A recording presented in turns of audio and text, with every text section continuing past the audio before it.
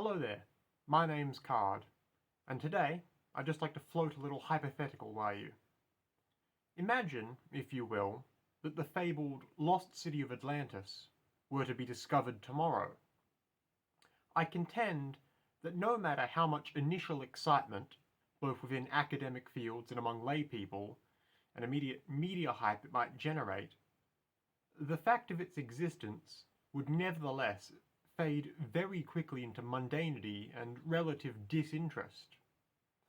The history of archaeology is filled to the brim with discoveries of sites once felt to be entirely lost to time, practically impossible to locate or downright fictitious. Take, for example, the volcanically buried cities of Pompeii and Herculaneum, both rediscovered proper by 1738. And both each once believed to be part of a mere work of fiction.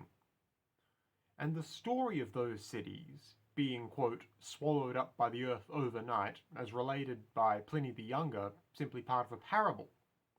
Nowadays, those sites' existence isn't just fact. The cities and the circumstance behind their disappearance are known worldwide, and the site's humanoid figure casts some of the most unique and recognizable tourist attractions in the world. Or take the city of Truva in present-day Turkey. It's the basis for the Homeric Troy, and similarly was once believed to just be a legend. But ever since 1871, it's been one of the hottest spots in all of academic archaeological history.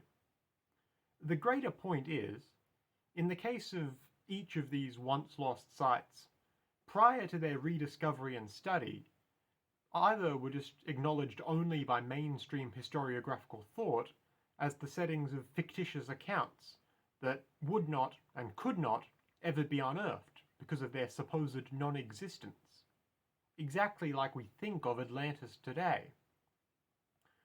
The point of the idea I'm trying to articulate isn't that there might literally be an Atlantis out there somewhere, or necessarily anything like it. Whether or not such a city may or may not be real is entirely besides the point.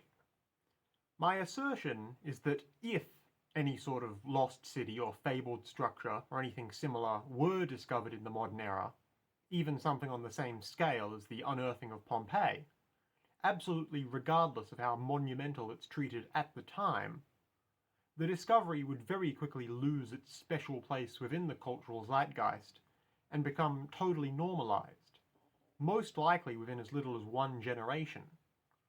Even the most radically surprising discoveries in any field of academia always seem to become, for better or for worse, completely banal in the eyes of the general public. And I don't see why the discovery of, hypothetically, a coastal Mediterranean city perhaps washed into the sea by tectonic activity in fitting with our Atlantis myth, would be any more permanent in holding our collective interest.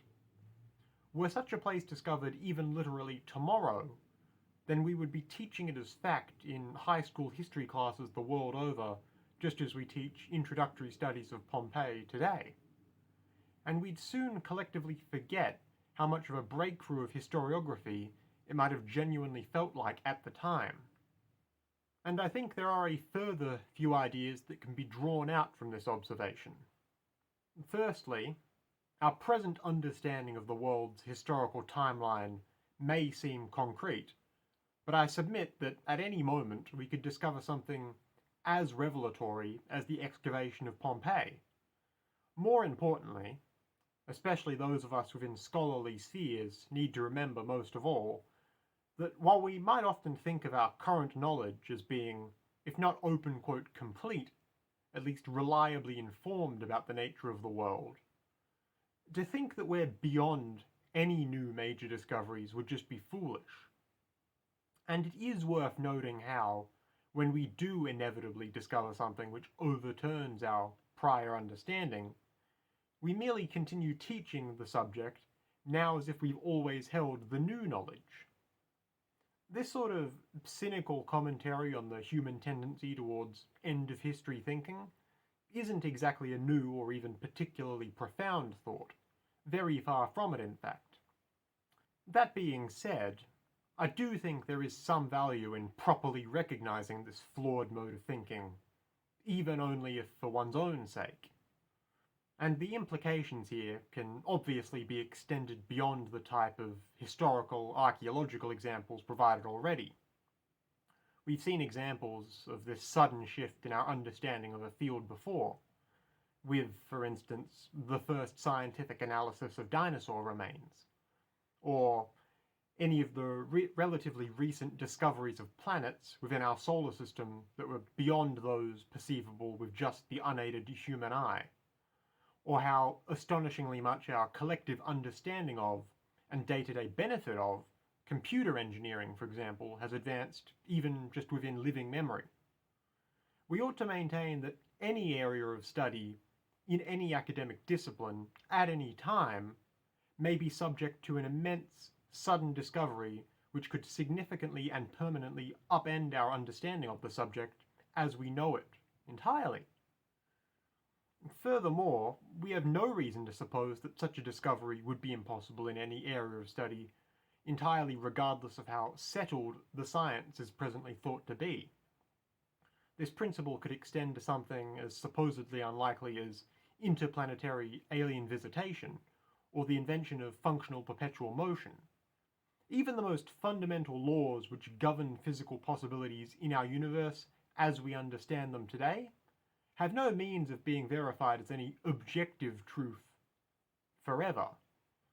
That isn't to say we should necessarily be actively trying to disprove our current best models of understanding the universe, physically and metaphysically, but it would be the sheer height of hubris to maintain that modern man has all the answers.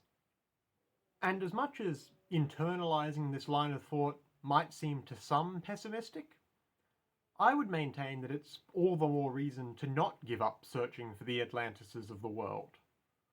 By which I don't mean to literally advocate we attempt to find any potential lost underwater cities, necessarily, but rather that any person, even by sheer happenstance or accident, could discover some aspect of the universe so unknown to modern thought that its detection might significantly change entire scholarly fields for 1,000 years or more overnight.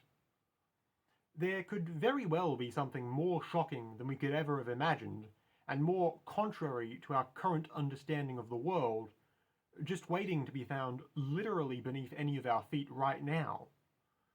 But the only fact I would be sure of thereafter is that no matter how groundbreaking that next big discovery is, no matter how much it may change our lives, it will quite quickly become just another part of the known humdrum universe.